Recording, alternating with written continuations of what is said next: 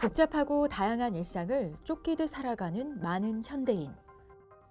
여러 가지 스트레스와 사회 경제적 불안이 더해져 마음 건강이 위협을 받고 있는데요. 요즘은 우울증, 공황장애, 그리고 성인 ADHD 이런 문제로 병원에 많이 찾으시는 것 같아요. 우울증의 합병증이라면 가장 무서운 합병증은 결국은 자살. 네. 해마다 꾸준히 증가하는 우울증 환자. 우울증은 매우 흔한 정신질환 중 하나지만 초기 대응에 실패하고 방치했을 때 자살이라는 심각한 선택을 할 수 있어 각별한 관심과 주의가 필요한데요. 온에어 닥터스에서 우울증을 어떻게 치료하고 관리해야 하는지 자세히 알아봅니다.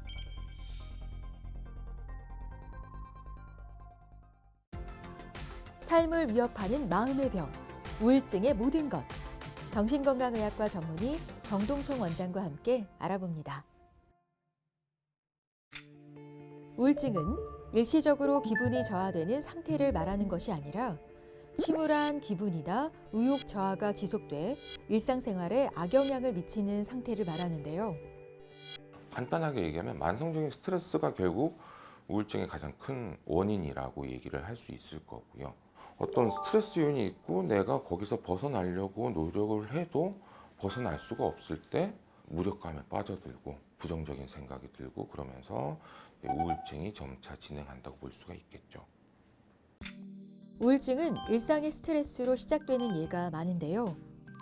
특히 살면서 대처하기 어려운 상황, 사랑하는 사람을 잃는 것, 경제적 문제와 같은 강한 스트레스가 우울증을 유발하는 대표적 원인이고, 낮은 자존감, 의존적 성격, 완벽주의 등의 심리적 요인과 갑상샘, 내분비 질환, 뇌졸중과 같은 신체적, 생물학적 요인이 작용하기도 합니다. 세계보건기구에 따르면 전 세계 우울증 환자는 약 3억 5천만 명으로 세계 경제에 끼친 손실은 매년 1조 달러를 넘어서며 개인은 물론 사회 경제적으로 심각하게 다뤄야 하는 질환이 됐습니다. 특히 OECD 국가 중 자살률 1위라는 불명예에서 수년째 벗어나지 못하는 대한민국. 2021년 한 해만 스스로 목숨을 끊은 사람이 13,352명에 달하는 가장 우울한 나라가 되어버렸는데요. 아까 말씀드린 것처럼 우울증 증상 중에 부정적인 생각이 늘어나는 그런 부분이 있기 때문에 지금 내 상황에 대해서 내가 이 상황에서 벗어나지 못할 거야. 내가 이 상황을 극복할 수 없을 거야. 자꾸 이런 식으로 생각하게 되고 내가 없어져야 주변 사람들도 편해질 거다.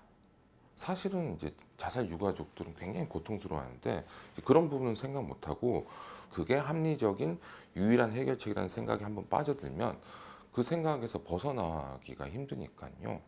그래서 이제 우울증이 심할수록 자살을 더 많이 하게 되는 그런 상관관계가 있다고 볼 수가 있는 거죠. 국민건강보험공단 우울증 진료 인원 현황에 따르면 지난해 우울증 진료 환자 수는 역대 최초로 100만 명을 넘어섰는데요. 최근 5년간 우울증 환자 수는 2018년 75만 2,976명에서 2022년 100만 744명으로 32.9% 급증했고, 이 중 20대 환자 수가 가장 많았고 여성 비율이 더 높은 걸로 나타났습니다. 최근 젊은 층을 중심으로 발달한 소셜미디어 이용이 우울증에 영향을 미치는 걸로 나타났는데요.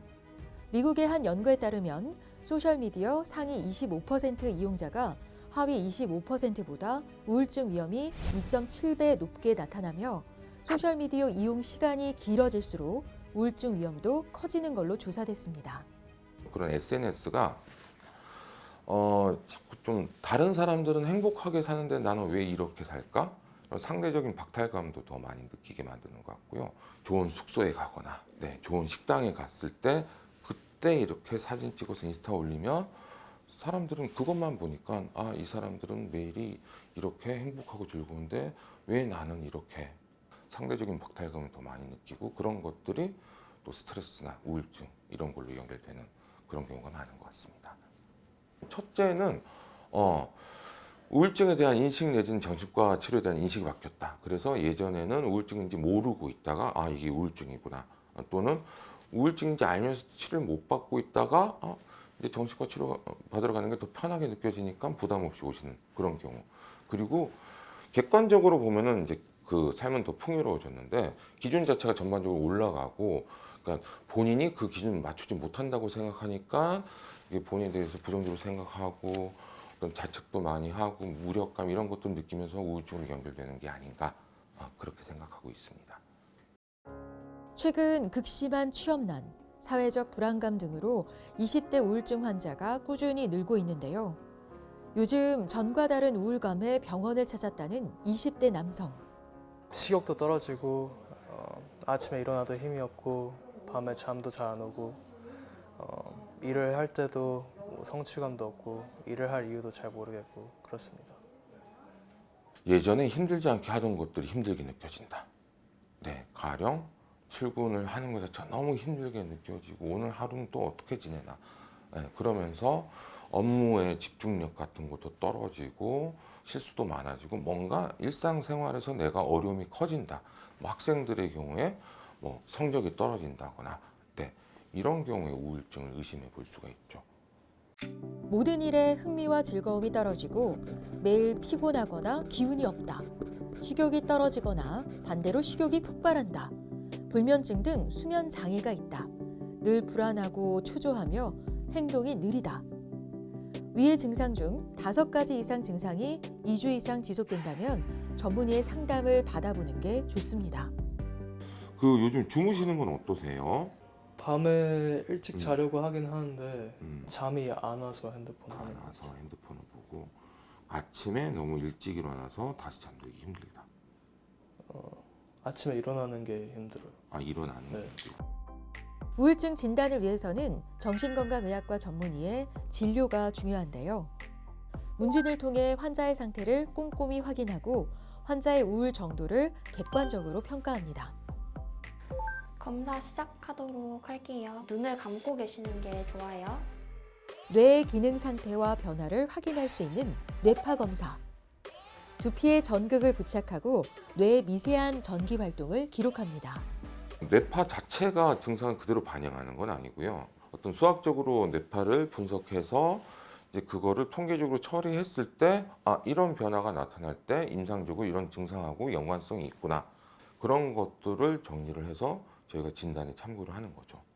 이 2가지 수치는 뭐 정상 범위긴 한데 상대적으로 약간 떨어져 있을 수가 있고 우울할 때 이 수치들이 좀 낮아질 수가 있거든요. 그래서 지금은 가벼운 우울증의 가능성 좀 생각해 볼 수 있을 것 같아요.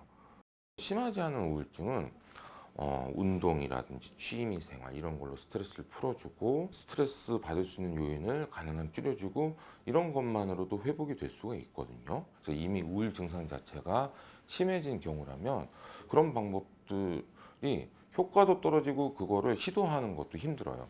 그래서 그때는 이제 약물 치료를 시작을 하는 것이 좀 도움이 될 수가 있고요. 자살 생각이 심하다 그러면은 일단 그 부분에서 환자분을 안정적으로 보호해 주는 게 가장 중요하고요. 어느 정도 좋아질 때까지는 이제 보호자분들도 그렇고 환자 스스로도 그렇고 게을러지고 스스로한테 좀 더 관대해지셔야 돼요. 그동안 내가 너무 열심히 뭔가를 하면서 스트레스가 너무 많이 쌓였기 때문에 우울증이 이렇게 생긴 거고, 그래서 좋아지려면 지금까지 내가 힘들었던 것만큼 충분히 쉬어줘야 된다. 이 생각이 중요하죠. 우울증을 예방할 수 있는 방법은 결국은 우울증의 그런 위험 요인들을 줄이거나 제거하는 것들이겠죠. 이 스트레스 요인이 지속될 것 같다면, 그러니까 환경을 바꿔줄 수 있는 방법을 좀 적극적으로 찾아볼 수 있는 것도 그것도 한 가지 방법이 될 수가 있을 거고요. 현대 사회를 살면서 누구나 겪을 수 있는 마음의 감기, 우울증. 평소 마음 관리를 잘하는 게 좋은데요. 친한 사람과 즐거운 시간을 보내고 규칙적인 운동, 균형 잡힌 식사, 건강한 수면 습관을 기르고 우울증 경고 신호를 가볍게 여기지 않아야 합니다. 우리 사회가 노력의 중요성을 너무 강조하는 부분이 있어요. 노력은 배신하지 않는다? 거짓말입니다. 우리가 통제할 수 있는 부분은 극히 작아요. 그런데 이걸 내 의지, 내 노력으로 모두 컨트롤할 수 있다고 생각하면 결과에 대해서 지나치게 자책을 하기 때문에 이게 스트레스로 연결되고 우울증을 더 심하게 만들고 오히려 치료 과정에도 방해가 되는 그런 상황들이 많거든요. 그래서 노력으로 뭐든 할 수 있다 이 생각에서 우리가 좀 더 많이 편안해져야 될 것 같습니다. 우울증 100만 시대. 우리나라 국민 50명 중 1명꼴로 우울증을 앓고 있는데요. 우울증을 적극적으로 치료하지 않으면 반복되는 재발과 길어지는 유병기간, 깊어지는 우울 증상으로 삶이 위태로워질 수 있습니다. 우울증은 개인의 의지로 해결할 수 있는 문제가 아닌 치료가 필요한 질환인데요. 평소 의욕 저하, 우울감 등으로 일상의 불편을 느꼈다면 내원을 망설이기보다는 전문의와 함께 우울증을 한 단계씩 치료하시기 바랍니다.